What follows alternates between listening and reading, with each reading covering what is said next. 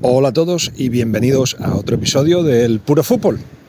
Este podcast que hacemos con los chicos y chicas de la revista Libero y los chicos y chicas de Big Audio Media.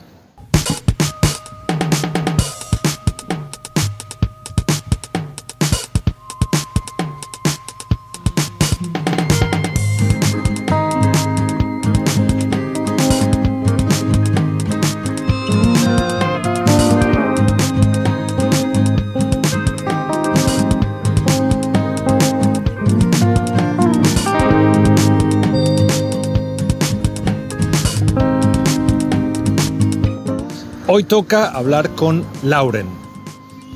Lauren. ¿Por dónde empiezo con Lauren? Pues la primera imagen que se me viene de la relación que llevamos, que empezó en Inglaterra hace muchos años, estando Lauren en el Arsenal.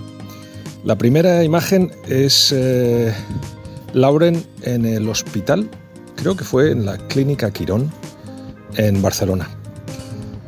Estaba lesionado de gravedad, de problema de rodilla, le acababan de operar, le fui a ver y ahí yacía, si queréis, en esa cama un invencible. Uno de los jugadores del Arsenal que se pasaron toda la temporada sin perder un solo partido y campeones de liga, por supuesto. Uno de los muchos títulos que ha conseguido Lauren. Esa vez descubrí las ventajas, si queréis, de estar parado. Porque Lauren me admitió en ese momento que el mismo día de la operación ya tenía unas ganas de regresar, de hecho unas ganas superiores a volver a jugar de las que tenía antes de la lesión, como si de repente le hubieran añadido años de vida. Bueno, fue una reacción sorprendente para mí, pero que me abrió los ojos. Me da la impresión, y eso es una cosa que luego comprobé con el tiempo que era cierta, que hay muchos profesionales que al final de sus carreras están muy quemados, que no les gusta el fútbol. De hecho, hay muchísimos, la mayoría, que una vez dejan el fútbol ya no vuelven a jugar. Es así, y no solo es por una cuestión física, que es verdad que tienen los cuerpos medio destrozados, sino por una cuestión mental. Acaban tan quemados del fútbol que ya no quieren más. Y una lesión, cuando paran, les hace ver pues que queda en ellos todavía el niño ese que quiere jugar a fútbol. Eso le pasó a Lauren. Desde entonces, lógicamente se recuperó y luego se convirtió en jugador del Portsmouth y finalmente se retiró. Y decidió en ese momento continuar en el fútbol, pero sin tener muy claro qué quería hacer. Como veréis, hablaremos de lo que está haciendo ahora, que es una cosa muy bonita. Dejaré que lo explique él. En todo caso, la historia de Lauren la conozco desde hace tiempo y queríamos sentarnos y hablar largo y tendido de dónde viene, quién le ayudó por el camino y mil cosas más que creo que vais a encontrar fascinantes. Lauren últimamente no quería remover ciertos aspectos del pasado porque le duelen o porque, bueno, creía que a lo mejor no servía para mucho darle vueltas al tema. Pero en esta conversación se abrió de nuevo, como hemos hecho muchas veces, comiendo en Londres o en Sevilla o en Barcelona, y acabó contento de poder recordar, bueno, pues eso, el camino que le ha llevado a donde está ahora. Así que aquí os dejo con Lauren Bissan, uno de mis grandes amigos en el fútbol, pero alguien con una de las historias más fascinantes que conozco de este deporte.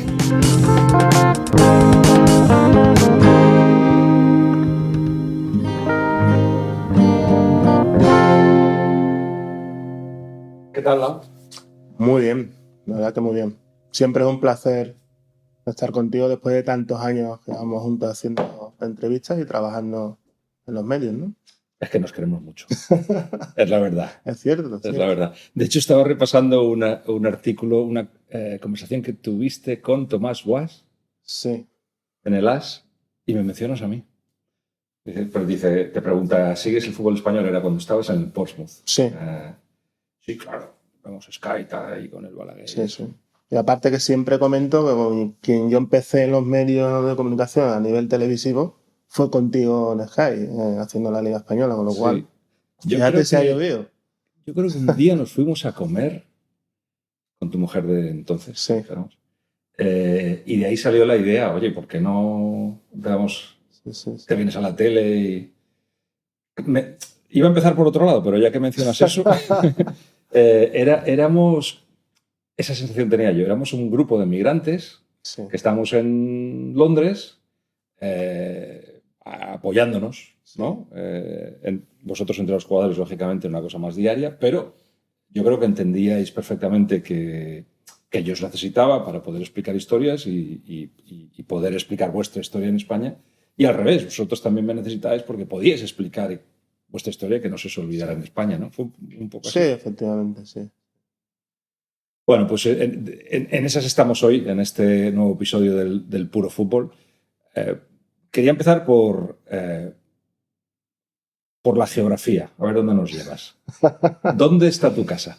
O sea, cuando yo te digo, vamos a casa, Lau, ¿dónde vas? Pues mi casa es Sevilla. Yo siempre digo que yo me considero español, me considero andaluz, pero al mismo tiempo soy africano. Es decir, mis raíces son africanas, mis padres son africanos, y por lo tanto, bueno, eso yo creo que es totalmente compatible en el mundo global en el cual vivimos en la actualidad, ¿no? Por lo tanto, yo me siento entre los dos continentes. Siempre entender la cultura española, la sevillana, la andaluza, que es muy particular y peculiar, y también entender la cultura africana y sus peculiaridades, ¿no? Por lo tanto, creo que eso soy un privilegiado en ese sentido, porque luego, de hecho, me ha servido para abrirme puertas en otros ámbitos, ¿no? Por lo tanto, yo creo que soy un privilegiado en todos los sentidos, a nivel de idiomas, a nivel de gastronomía, a nivel de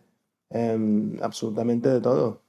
Que no es presumir, no es presumir ni muchísimo menos, pero a día de hoy yo me desenvuelvo perfectamente en el portugués, en el inglés de aquella manera, pero me desenvuelvo bastante bien, el castellano y el francés, ¿no? Y por lo tanto yo creo que soy un privilegiado en todos los sentidos. Y gracias a lo que te comenté antes, ¿no? El conocer la cultura africana y la europea, ¿no? Los que somos hijos de migrantes somos ricos cuando nacemos en ese sentido, ¿no? Porque se nos abre la mente al mundo en lugar de cerrárnosla. Pero antes de llegar a casa, a Sevilla, pues vienes de varios sitios, dijéramos. Y si nos remontamos al principio de tu historia, a ti te conciben en Guinea Ecuatorial.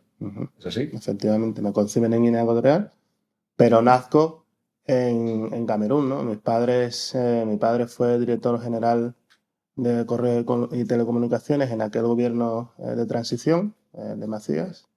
Y mi madre proviene de una familia de los cuales eran los terratenientes de las plantaciones de cacao y café en la Guinea Ecuatorial, ¿no? Por lo tanto, bueno, por circunstancias que sucedieron, pues nos vimos abocados a mi padre estuvo encarcelado y gracias a mi tío Dionisio, que era un militar, consiguió que todas las familias, las dos familias, porque la familia de mi tío también, emigramos las dos familias hacia Camerún y como consecuencia de ello, pues yo nací en Camerún, ¿no? Pero realmente nuestras familias son ecuatoguineanas, ¿no? Claro, tú de esto no te acuerdas, a ti te lo han Yo contado. no me acuerdo.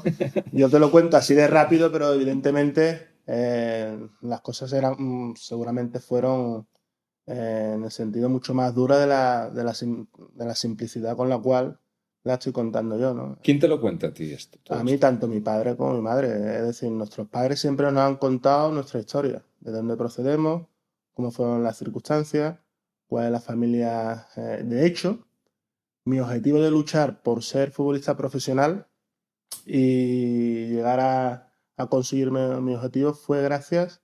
Yo siempre he tenido en la mente, quiero devolver a mi madre, sobre todo a mi madre, la vida que ella tenía antes de salir de Guinea Ecuatorial, porque ella siempre ha sido la niña de mis abuelos, es decir, la niña de papá, tenía absolutamente todo. Las hermanas de mi madre eran y siguen siendo, murieron, bueno, hace poco murió una. Eran profesores, impartían clases en lo que son los colegios en la Guinea Ecuatorial, y mi madre siempre ha sido, sus padres vendían lo que eran el cacao y café, el cacao del cual tantos niños, muchísimos niños españoles hemos crecido con el colacao, procedía de la tierra de mi madre. Por lo tanto, en ese sentido, verse de la noche a la mañana en unas circunstancias de vida espectaculares, a verse en la calle Bolonia con 12 niños de madres diferentes, en una situación que ella no la había vivido ni la había experimentado en su vida, ¿no? Y en un barrio en el cual, que es el sur, el barrio, como el polígono sur de Andalucía, que en la calle Bolonia se realojaron Palmete, Las 3000, Torreblanca y el Cerro del Águila. Esos son barrios de la periferia sur, el polígono sur de Sevilla. Son barrios muy conflictivos y claro, fue duro en ese sentido. Entonces siempre he tenido en mente, tengo que ayudar a mi madre, por encima de mi padre, porque mi padre al final, tú sabes, el hombre es un hombre, siempre ha estado capacitado en el sentido de, era político, tenía mucha relación con el antiguo régimen, con Fraga y Barney, tenía muchas amistades con ellos, y siempre ha sido militante del Partido Popular, ¿no? Y eso también lo tengo que decir. Siempre de edad muy conservadora. Y bueno, con sus contactos, fue funcionario en la delegación de gobierno de Andalucía durante muchos años, opositor. Y en ese sentido, él siempre ha tenido esa capacidad de salir adelante. Mi madre no, mi madre siempre ha estado siempre bajo la burbuja y la protección de su familia, ¿no? Entonces para ella fue durísimo. Y esa fue mi lucha, querer llegar a ser profesional para devolver la vida que ella tenía, ¿no? Pintas, eres muy gráfico y muy instructivo en la manera como explicas tu juventud. Pero antes de regresar a eso, dices que tus padres te cuentan un poco la historia de vuestro viaje a Camerún. ¿Cómo os lo cuenta? O sea, de repente tu padre dice, Lau, siéntate que te quiero contar una historia, o es parte en la comida de los domingos siempre se mencionan detalles de ese viaje. Tengo que decir que mi familia es una familia muy conservadora, de ir a la iglesia todos los domingos, de reunirse en familia. ¿Católicos? Sí, muy católicos. Mi madre, de hecho, sigue yendo a la iglesia todos los domingos. Sin embargo, nosotros, la generación más jóvenes, pues siempre hemos sido la contraposición a eso, ¿no? Es decir, íbamos a la iglesia y tal, pero no era lo nuestro. Mi padre, pelo largo, no. Pendiente está, pues yo dos pendientes, pelo largo, siempre mis hermanos, los más jóvenes, los mayores sí, pero los más jóvenes siempre hemos tenido unas ideas contrapuestas a lo establecido. Mi padre, en ese sentido, yendo a tu pregunta en concreto, siempre nos ha dado los discursos de la infancia.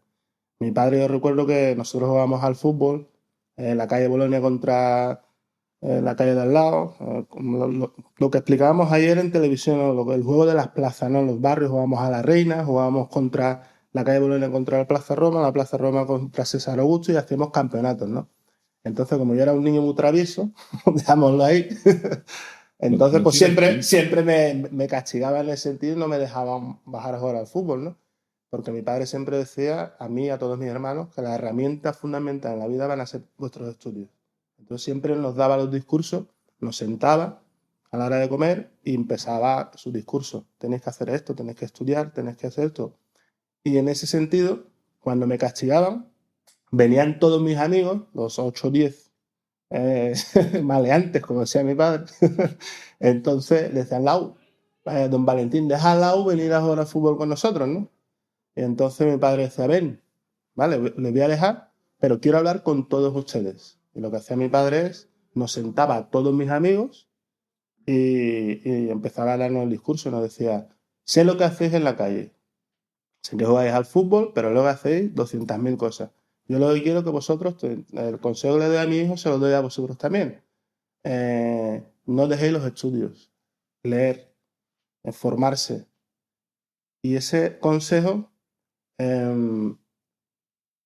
yo lo cogí de primera mano, es decir, en ese momento no. Y mi padre decía, esa va a ser vuestra herramienta para el futuro, porque dentro de 20, 25, 30 años el mundo será literalmente mucho más competitivo. Y eso lo tengo yo aquí en la cabeza y mi padre nos decía eso a nosotros hace 35 años. Es decir, que él sabía por qué, porque era un hombre de mundo y se había relacionado a nivel político con estamentos en España, en Europa. Entonces, él más o menos tenía esa experiencia y sabía lo que estaba pasando y era consciente de lo que había pasado en la Guinea Ecuatorial. Entonces nos daba ese consejo. De hecho, es así que yo en mis concentraciones, desde que yo firmé con el Levante, siempre voy con un libro a las concentraciones. Siempre.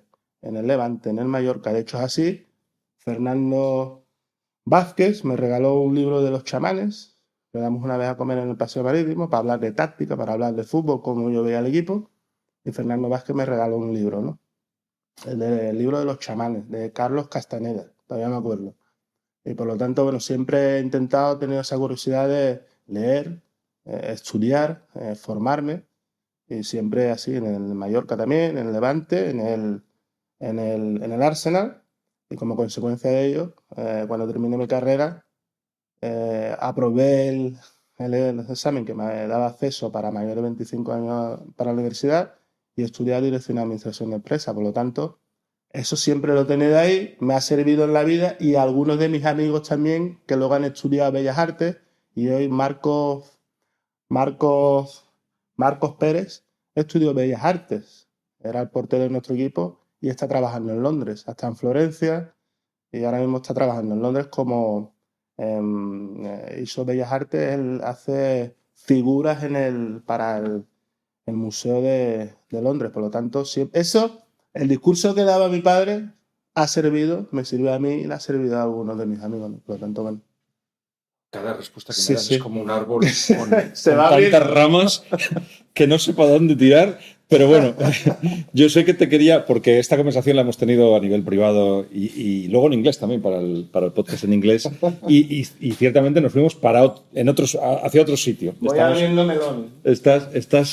No, claro, es una vida. Pero es la historia, ¿no? Sí, sí. Yo me estoy abriendo, ¿no? O sea, así tan taxativamente no tengo ninguna entrevista en ese sentido tan profundo y hablando de estas cosas, ¿no? Sí que lo he puesto en el PowerPoint que te expide en tu historia para FIFA, pues sí que lo he puesto parte de ella. Uh-huh.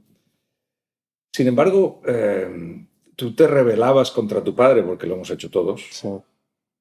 Y aunque luego aprendiste cosas de tu padre, supongo que, aparte de la ley natural de que la autoridad más cercana, pues eso, nuestra primera reacción es la rebeldía, yo no sé si ahí veías también a lo mejor una ¿cómo te diría?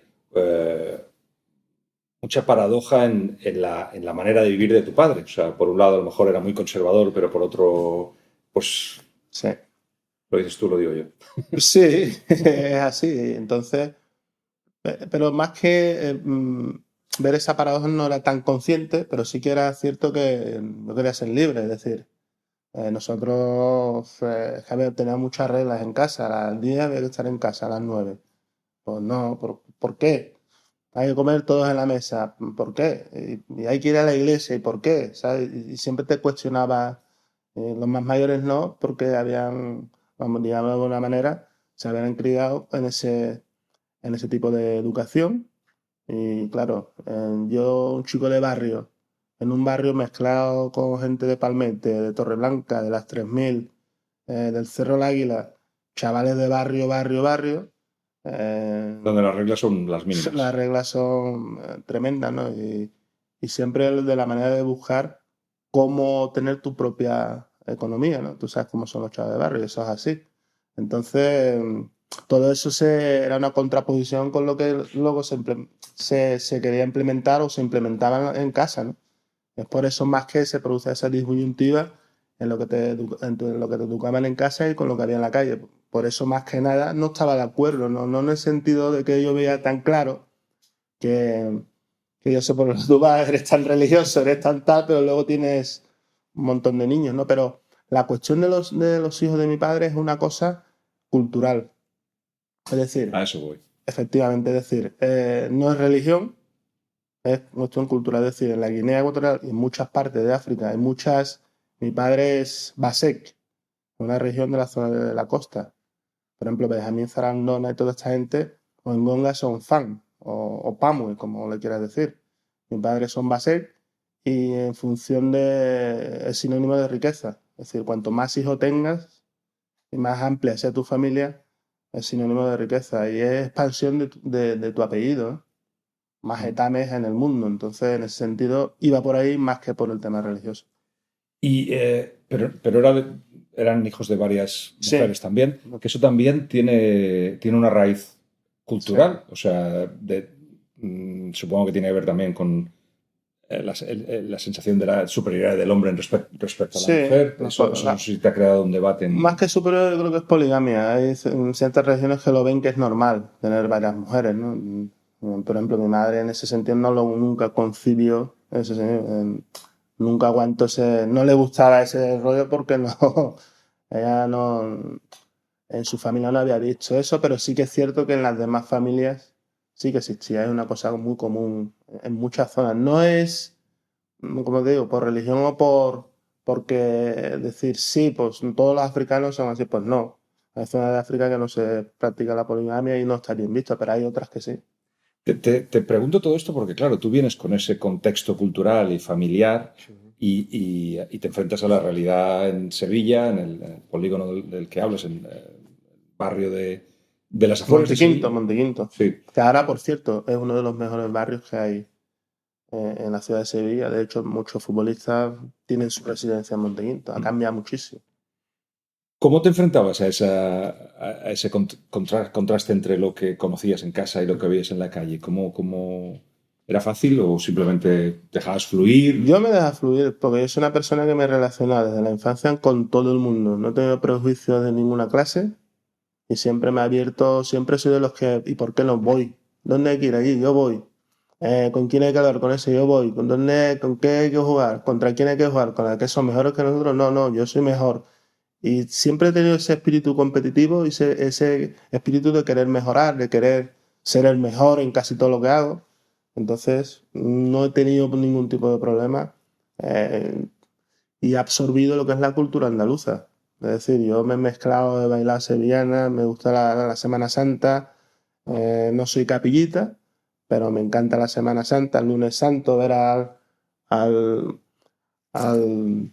las procesiones, la estrella el lunes santo por el puente Triana, es decir, todo eso a nivel cultural lo tengo, pero lo mismo cuando yo fui a África en el 98, en mi casa se escuchaba música africana, a mí me gusta la música africana, me gusta Koffi Olomide, que es lo que se escuchaba en aquella época, el Don Moló, es decir, que yo absorbo todo lo que las culturas de ambas partes, entonces en ese sentido no tengo ningún tipo de dificultad, te lo digo sinceramente.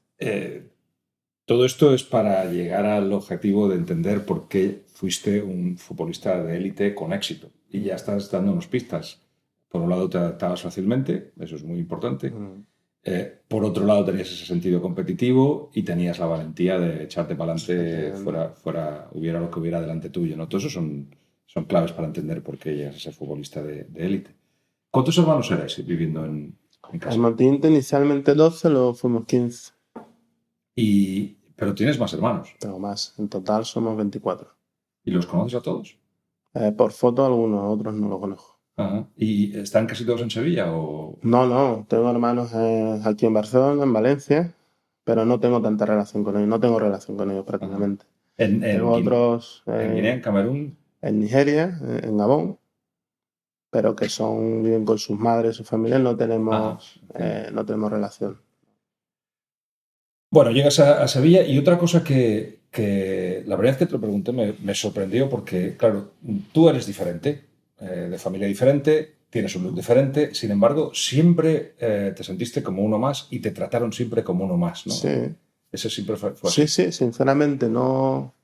Yo no me he considerado un negro en un ambiente de blancos, vamos a hablarlo así, es decir, no.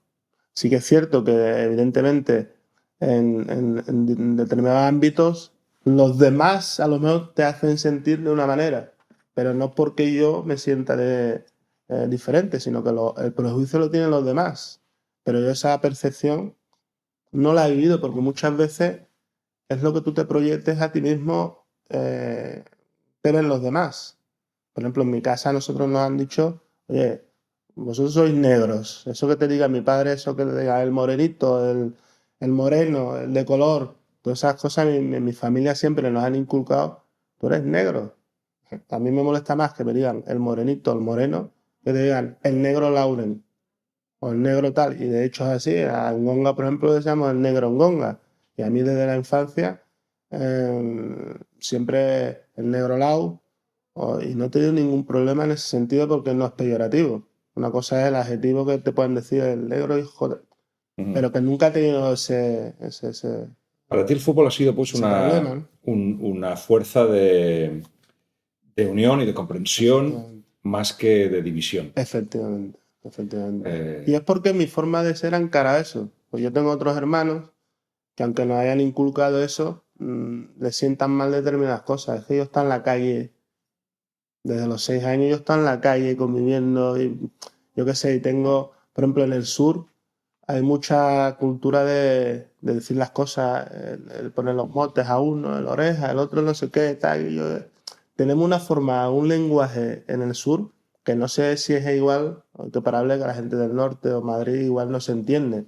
Tenemos otra forma de decir las cosas, pero que no es un insulto. Pero yo lo entiendo porque me crié en Andalucía. Hay gente que no han pisado Andalucía y no saben que ese tipo de forma de hablar no es para insultar, es la guasa, el cachondeo, y yo eso sí lo entiendo. El racismo está pues en el veneno que lleva el que lo dice y luego también en cómo lo recibe. Efectivamente. Yo creo que yo siempre digo que los más racistas son aquellos que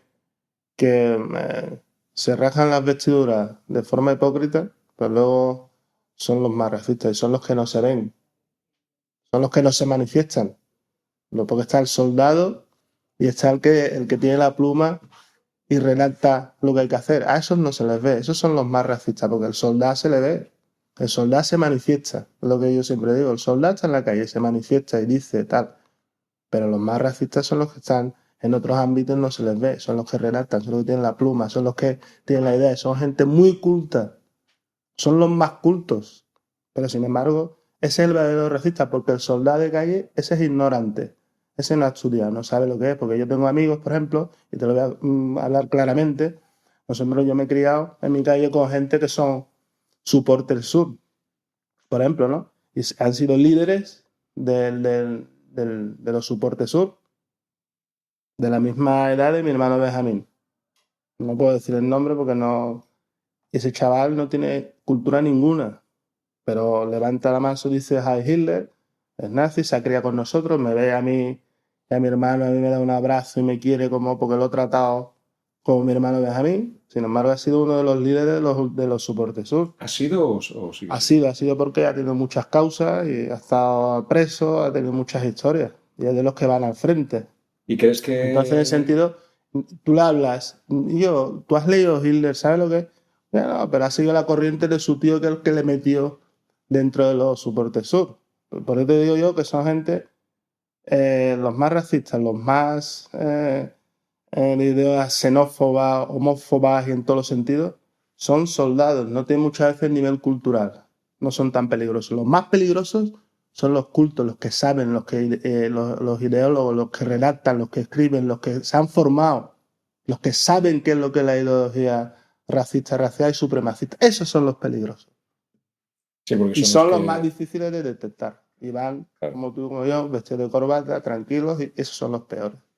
Y son los que luego son los más hipócritas. Y los que se aprovechan de la ignorancia. Se aprovechan la ignorancia de los incultos, ¿no? Del soldado. Sin embargo, bueno, un poco como lo explicas, yo siempre he visto que hay racismo sistémico en España, que existe, que está ahí, porque si no, ¿por qué no hay más entrenadores negros o gitanos o gente que a lo mejor que han intentado salir pero no han llegado a lo más alto? Porque por el camino yo creo que les ponen unas barreras que son casi invisibles, pero que existen. Yo no sé si eso te lo has encontrado en tu caso, conoces de algunos que les haya costado llegar por ser de minorías. ¿Eso es así?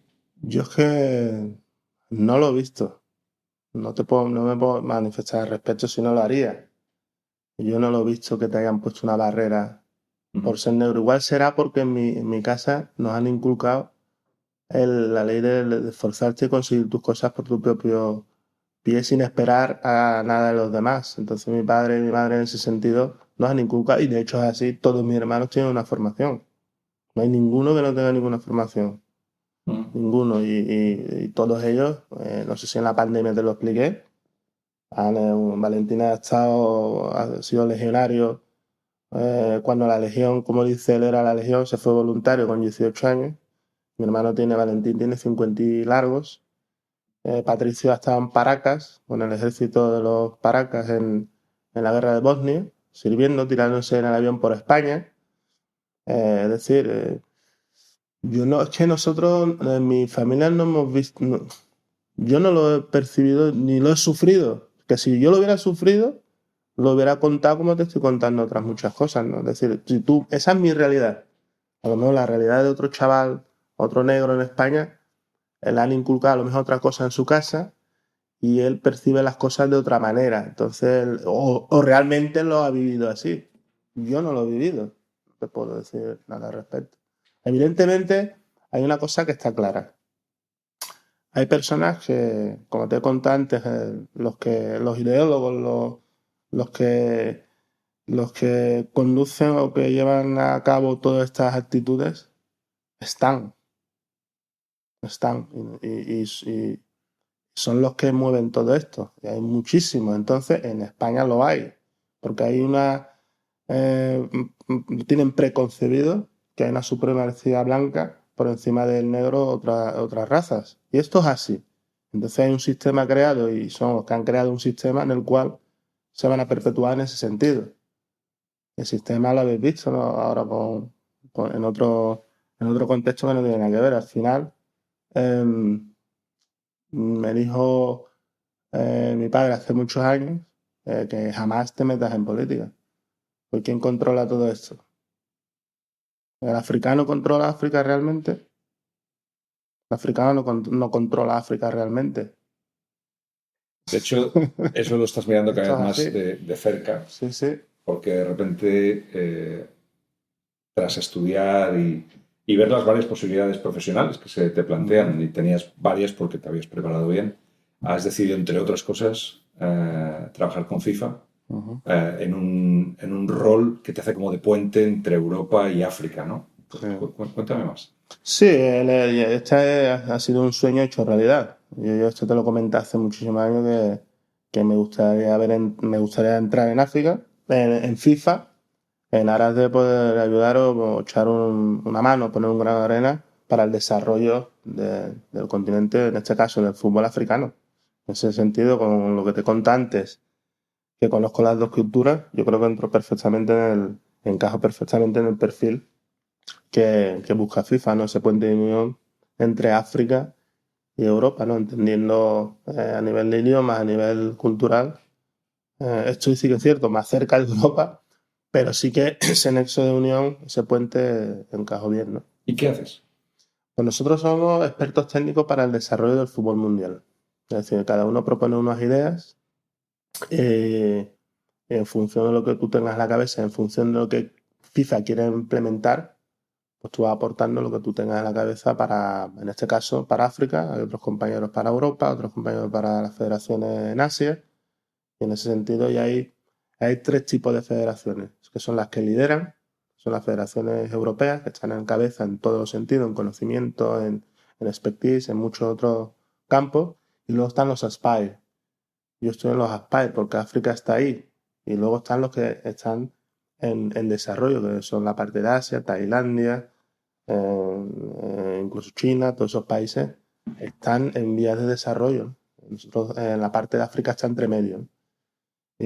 También en la parte que lideran está también las confederaciones sudamericanas porque han ganado mundiales y tienen un avance, tienen muchos entrenadores. Entonces el trabajo es intentar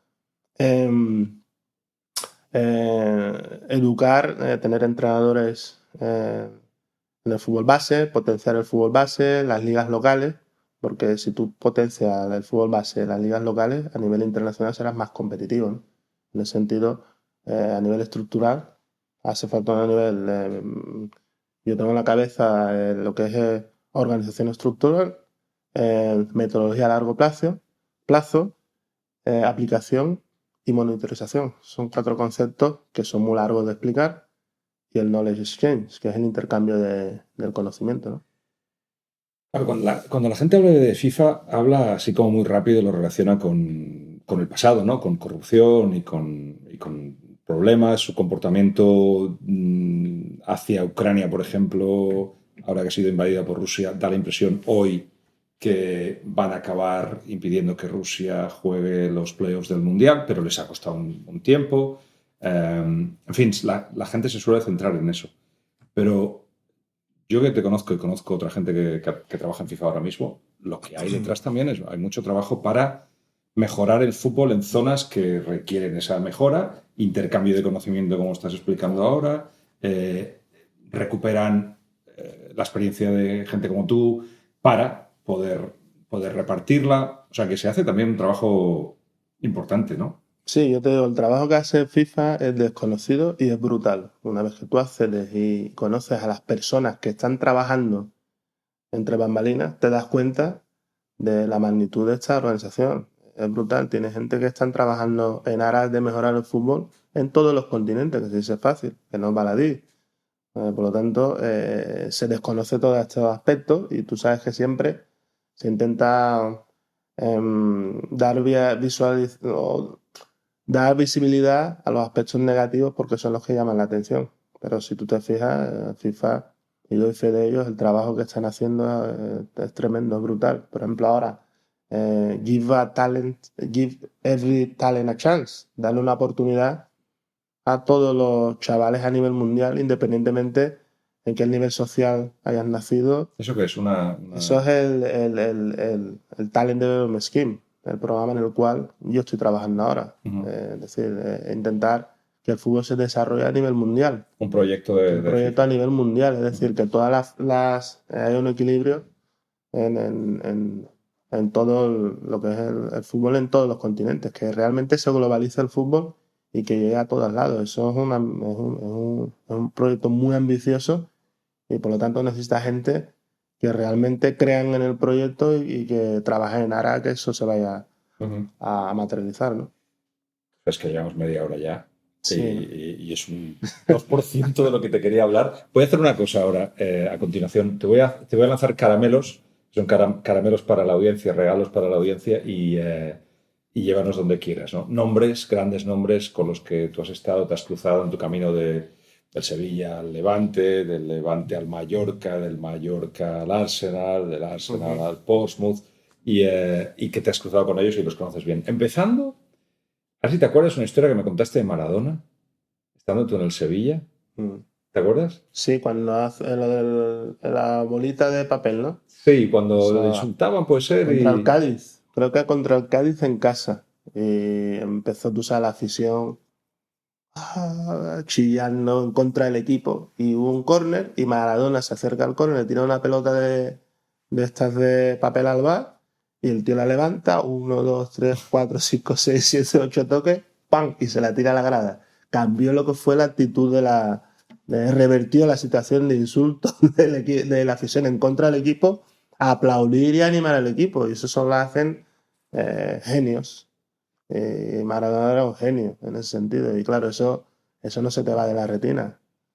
La verdad que muy poca increíble. gente puede hacer Aparte, eso. luego lo conocí a nivel personal y el tío atendía a todo el mundo y se paraba con todo el mundo, yo qué sé, 5 o 10 minutos con cada persona. Eso fue en Ámsterdam, un torneo contra el Boca, o sea, Boca Juniors. Es decir, para mí Maradona ha sido un espectáculo en todos los sentidos. Saltamos a Arsène Wenger, por ejemplo. ¿Qué decimos de él? Arsène Wenger para mí ha sido y sigue siendo un grande, es decir, a nivel, poca gente le conoce también. Como yo siempre cuento la anécdota de cuando nosotros hicimos una pretemporada en Austria y él me llama porque yo en los entrenamientos soy muy profesional y si le tengo que entrar a Henry le entro, si tengo que discutir con alguien se lo digo. Si tengo que decirle algo a Patrick o al portero, al quien sea, cuando estoy competitivo me expreso de todas las maneras. No tengo miedo al más grande del equipo ni al que acaba de llegar, o trata a todo el mundo por igual. Porque así yo creo que me he hecho respetar y me quiere la gente por eso, ¿no? Porque voy de frente. Entonces, en ese sentido, en los entrenamientos éramos un equipo competitivo y íbamos a todas. Y claro, me llama Wenger, me dice, quiero hablar contigo. Digo, yo ya, claro. Digo, me va a echar la bronca, me va a decir cualquier cosa así extraña. Entonces, lo que él quería, me dijo, ¿qué es lo que nos pasa? Que nosotros en competiciones domésticas lo hacemos realmente bien, pero cuando salimos al exterior no somos capaces de dar el nivel. Ni ¿tú qué crees que es lo que nos pasa? Y yo le dije que no estábamos preparados. No estábamos preparados, porque llevamos poco tiempo jugando en Liga de Campeones. No lo mismo jugar en las islas que salir fuera. No estábamos preparados. Es decir, que era un entrenador que escucha al futbolista. Escucha al futbolista y quiere entender qué es lo que pasa. Y en función de ello, tomar decisiones, ¿no? Y eso me lo dijo en el segundo año. Cuando ganamos la primera liga, primero o segundo año O sea, que eso... O cuando hablas con él, él se queda callado y tú piensas que no te está echando cuenta y tú hablas y hablas y hablas y hablas. Y yo muchas veces tenía la sensación, digo, este tío no está pendiente de mí, no me escucha, pero vuelve al hilo de lo que tú inicialmente empezó la conversación. Es decir, que es un espectáculo, ven, intenta sacar lo mejor de ti en todos los sentidos porque ve cosas, ¿no?, que otra gente no ve, ¿no? O sea, era un entrenador que, aparte de la táctica, era capaz de llegaros dentro. Efectivamente, ¿no? dentro, sabe, tiene una capacidad. No entraba nunca en las disquisiciones que se producían durante los entrenamientos, porque era un equipo súper competitivo. El único que cogía el pito para arbitrar los partidos era Pat Rice. Él se quitaba del medio, pero luego la cabeza le funcionaba a 1000 por hora y se enteraba de absolutamente todo, pero no entraba. O sea, era el feedback con la persona, pero así a nivel grupal, cuando ocurrían cosas, pues no intervenía. Era muy inteligente. Con tu capacidad de análisis fuiste capaz de ver de por qué no llegabais a ser el equipo que debíais ser en Europa. Ahora al revés, ¿por qué se produjo la temporada de los Invencibles? ¿Por qué se llegó a una temporada en donde no perdisteis? Un solo factor no determina el éxito de aquel año. Es un cúmulo de muchos factores y dentro de esos mismos factores muchos matices. Es decir, no es una sola razón. Entonces, se produjo porque hubo una mezcla, bajo mi punto de vista, de un gran entrenador que sabía sacarle rendimiento a cada uno individualmente, a cada componente de esa plantilla, porque sacaba lo mejor de ti.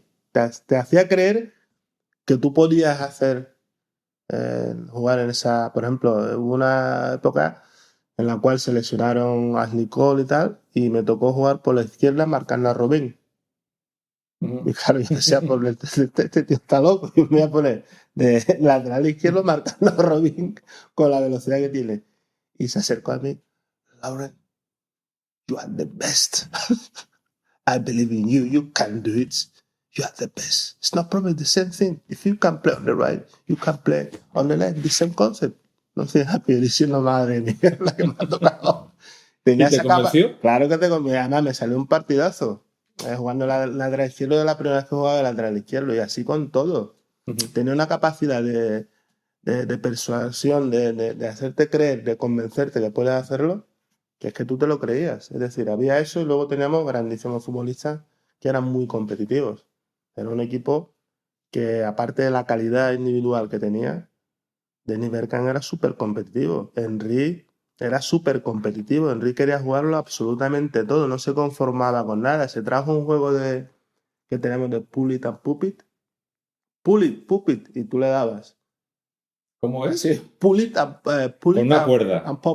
Pull it and pop it. La máquina te hablaba o pull it o pop it. Ah, vale. O sea, o lo estirabas o lo tocabas. Vale. O a eso quería ganar. Nos sentábamos. También. Viera, Henry, Edu y yo Éramos un grupo de 4 en el autobús, a las cartas, jugábamos al 1, lo que sea, quería ganar. Es decir, era súper competitivo. Viera también, es decir, todo. Lehmann era una cosa tremenda. 1 hora y media y ya estaba ahí con todo preparado. Le exigía al preparador portero que estuviera 1 hora y media antes. Es decir, es que era un equipo Lumber súper competitivo.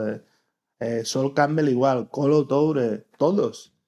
La gente que estaba en el banquillo, Wilton entraba también, Edu igual. Es decir, era un equipo que se aunaba la calidad individual con la competitividad, un gran entrenador y que entendíamos Pires era un espectáculo y súper competitivo también. Entonces era un cúmulo de tantas circunstancias que se dieron para que eso se produjera. Porque muchas veces hubo partidos que empezábamos perdiendo, íbamos perdiendo en el descanso y Wenger tenía la capacidad de análisis. Nos decía, calmaros porque empezábamos uno con el otro. Oye, ¿por qué esto? Martin Kim, el otro. Ese vestuario se convertía en un polvorín o se traducía en resultados, pero porque Wenger sabía calmarnos a todos. Llegaba en el descanso, todo el mundo callado, nadie hablaba, para evitar esas discusiones todo el mundo callado. Y daba una pausa de 5 minutos, algo así, y él empezaba, veía el fútbol.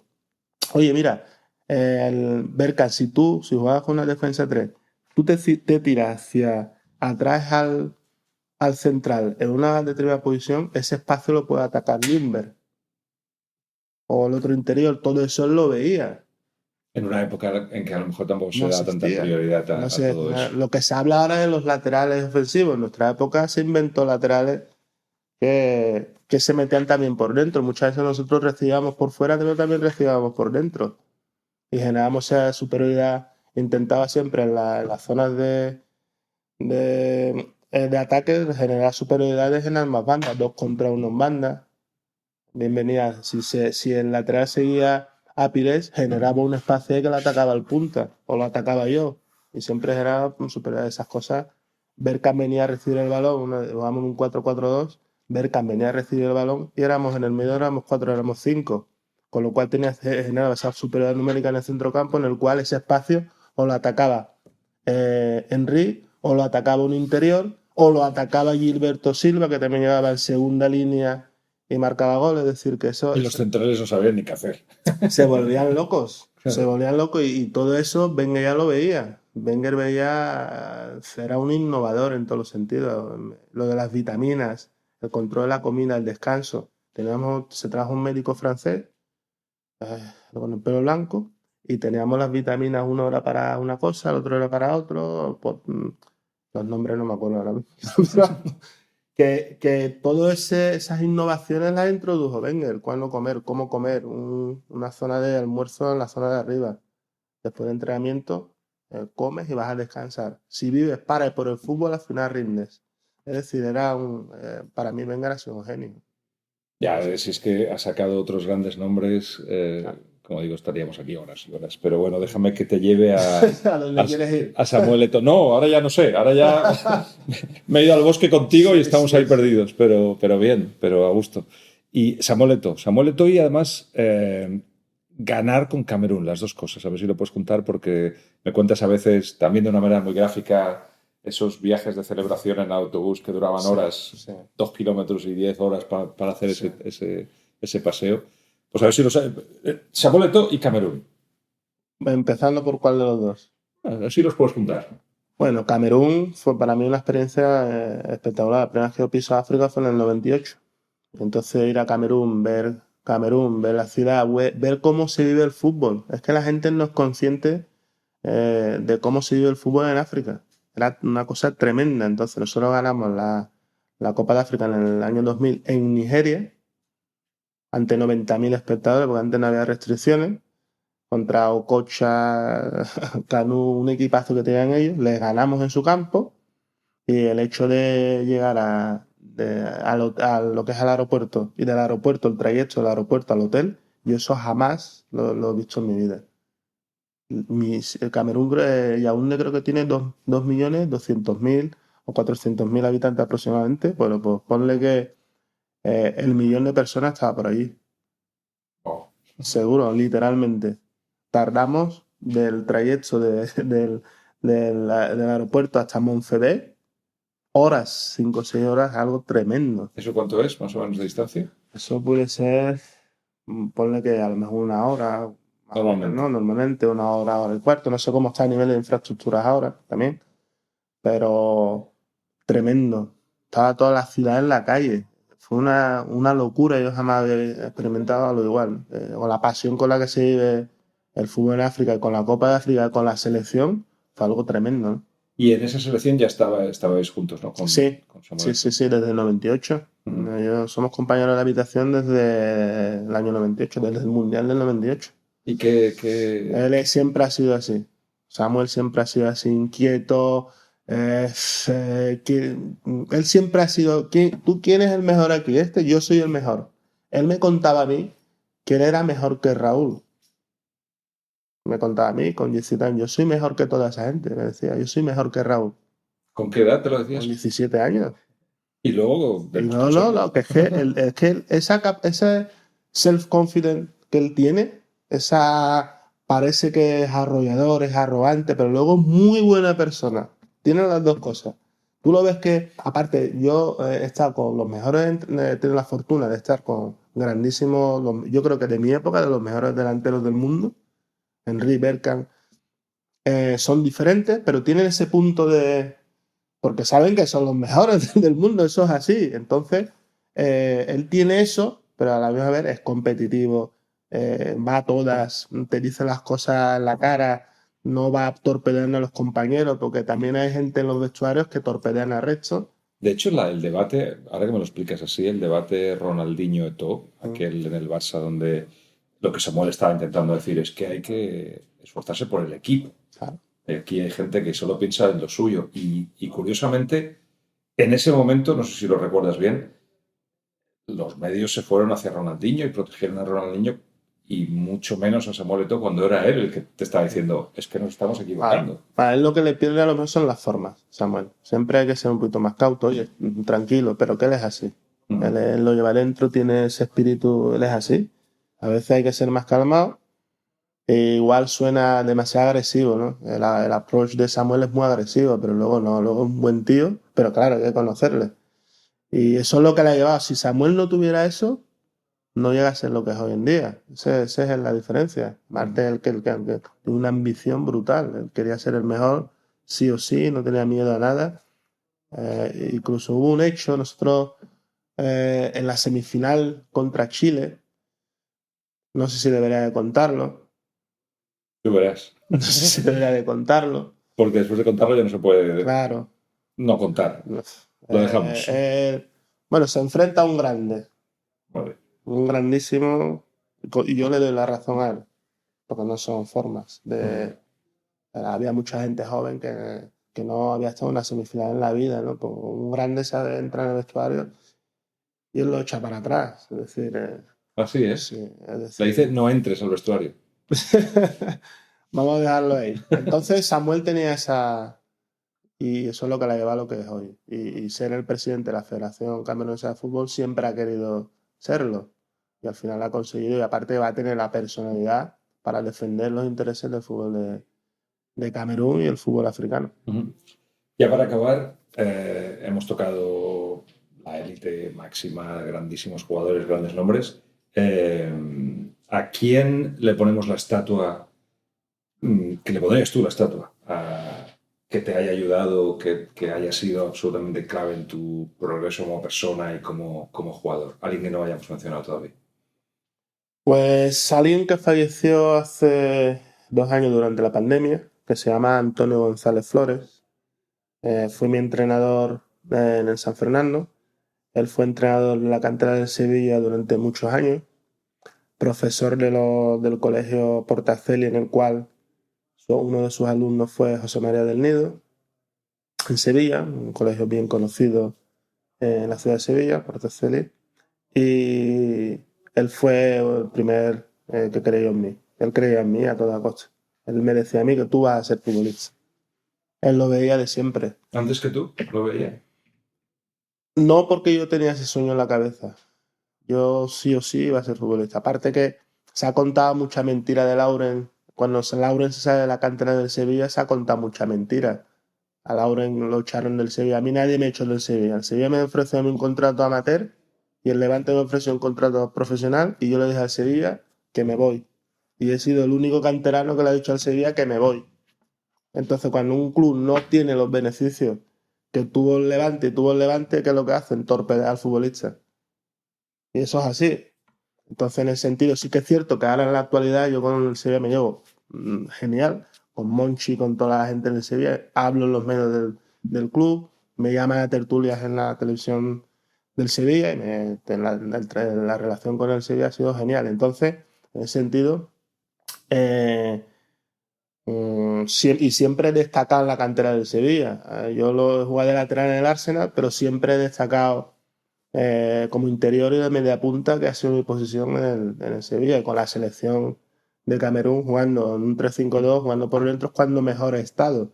Marqué 4 goles en los Juegos Olímpicos, a la República Checa, a Kuwait, en las semifinales en el minuto 90 a Chile para meterlo en la final. Pero no metiste en la final. En la final metí el penalti. Bueno, lo que te quiero decir, que yo me fui del Sevilla y en ese sentido yo siempre he creído en mí. Pero el que creía fuera del entorno era Antonio. Antonio González Flores dijo, tú vas a ser futbolista, porque lo veo. Lo veo que vas a ser futbolista y yo creo que tú vas a ser futbolista. De hecho, así fue mi entrenador en el San Fernando. En un periodo de 3 meses que estuve cedido. Me metí varios goles también. Y él creía en mí. Él fue el primero que dijo que veía las condiciones y me veía. Me alegro que lo haya resaltado. Y luego a nivel mundial, hombre, Wenger ha creído en mí muchísimo, veía muchas cosas y tenía esa capacidad de convencerme para jugar en posiciones que yo no... Me hizo jugar con el medio del doble pivote inicialmente, con Patri Vieira. Me puso por la izquierda, me puso por la derecha y cada vez que se acercara a mí, you can play any position. If you have ¿cómo se llama? El sentido, si tienes el sentido del juego y entiendes el juego, tienes la versatilidad de poder jugar en cualquier posición. Y tenía razón. Y él creía que te convencía de esa manera. Yo hago un paralelismo con Antonio. Son 2 personas que han sido clave en mi vida futbolística. No sé si se oye, pero empieza a venir gente. Es que es hora ya casi de... Sí. Nos tenemos que ir al estudio, así que lo dejamos aquí. Podía haber sido otra hora perfectamente. Claro, como siempre, un enorme placer. Fíjate, no quería hablar de temas personales, pero al final... Será que te he hipnotizado de camino a este asiento. Gracias, Lara. Un placer.